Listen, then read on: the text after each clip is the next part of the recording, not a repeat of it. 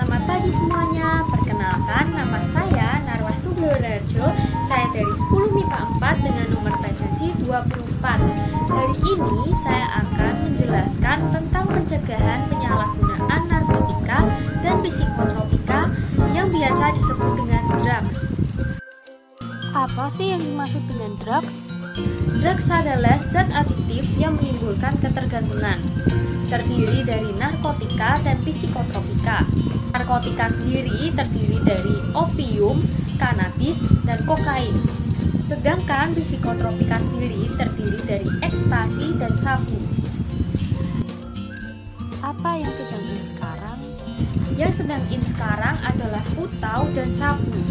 Putau yang biasa disebut dengan opium berbentuk seperti bubuk penyedap rasa. Sedangkan sabu yang biasa disebut dengan psikotropika bentuknya hampir sama dengan putau. Sabu banyak digunakan oleh kaum eksekutif. Tidak hanya kaum eksekutif saja yang memakai, tetapi remaja juga memakai. Hanya bedanya remaja jarang memakainya. Apa saja dampak yang ditimbulkan?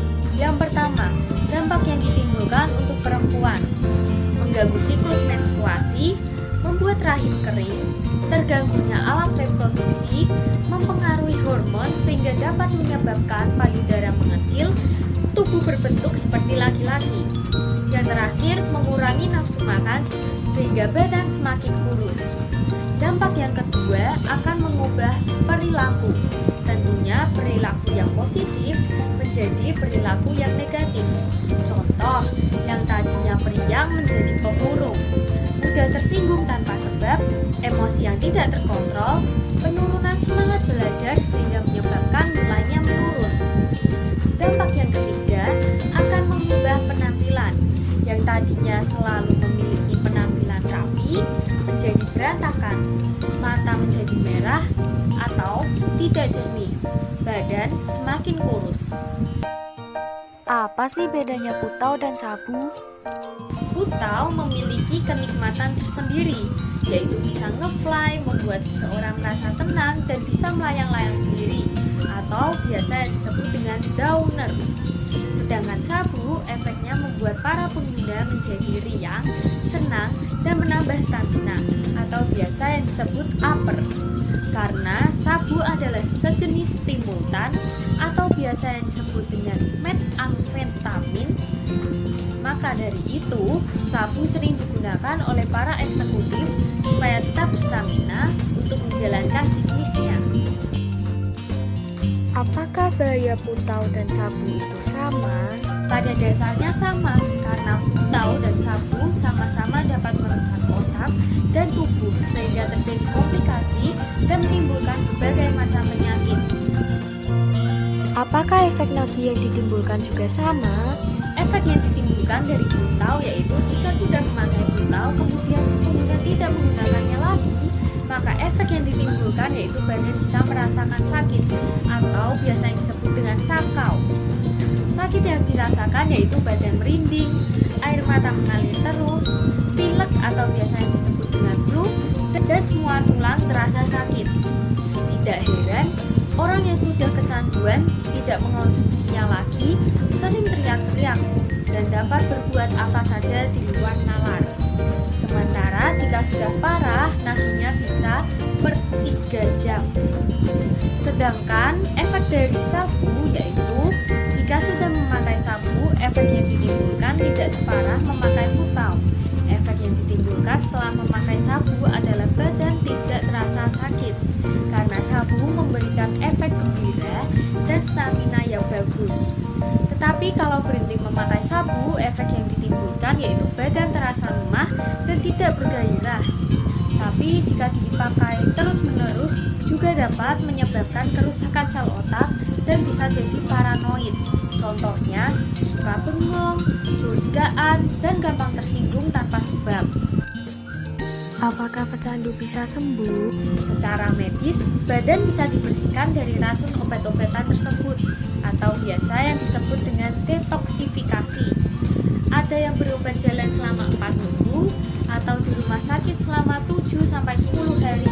Tetapi sekarang ada program yang dinamakan program cepat yang hanya membutuhkan waktu 1 hari. Terserah. Boleh pilih cara pengobatan yang seperti apa, tapi harus sampai menghasilkan urin negatif, yang artinya tubuhnya sudah dinyatakan bebas dari obat. Tetapi perlu diingat, itu baru secara medis, belum secara mental. Pengguna tersebut berarti belum sembuh. Itulah sebabnya diadakan program rehabilitasi untuk menyembuhkan mental si pengguna narkoba.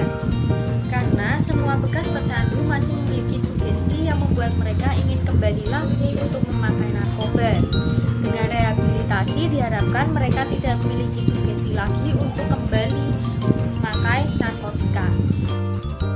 Bagaimana caranya merehabilitasi? Caranya dengan program ini memiliki kelompok terapi yang dapat digunakan untuk saling bercerita masalah masing-masing, atau biasa yang disebut dengan sharing. Ada pula terapi untuk orang tua mereka. Jadi diharapkan selain memiliki kontrol dari diri sendiri, juga harus memiliki kontrol dari teman dan orang tua. Mengapa banyak remaja ngedrugs? Pastinya memiliki banyak sekali alasan. Ada yang melarikan diri dari masalah, ada yang terpengaruh dari lingkungannya, ada pula yang awalnya cuma iseng. Ada juga yang dari sananya punya kecenderungan psikopat sehingga ada masalah sedikit menjadi gampang terpengaruh. Tetapi usia remaja memang rentan dengan semua hal tersebut.